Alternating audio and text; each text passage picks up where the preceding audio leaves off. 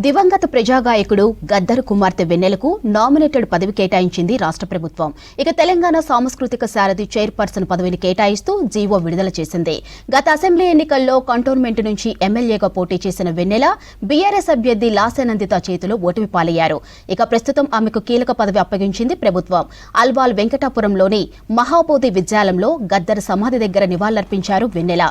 ఇక తెలంగాణ కళారూపాలను విశ్వవ్యాప్తం చేయడమే తన లక్ష్యమన్నారు.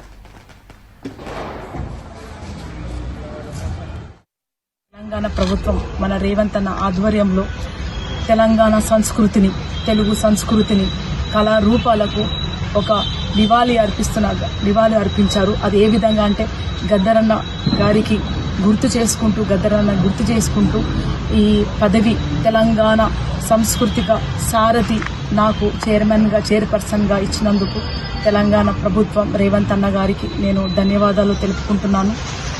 తప్పకుండా తెలంగాణ సంస్కృతిని యావత్ ప్రపంచానికి పరిచయం చేసిన గద్దరన్న బిడ్డగా డెఫినెట్లీ నేను తెలంగాణ సంస్కృతిని, తెలంగాణ ఆట పాట భాషని ఖచ్చితంగా మరొకసారి నేను దాన్ని రీఫార్మ్ చేసుకుంటూ ప్రజల్లోకి వెళ్తూ ప్రజలతో మాటనే మీ ముందుకు వస్తాను.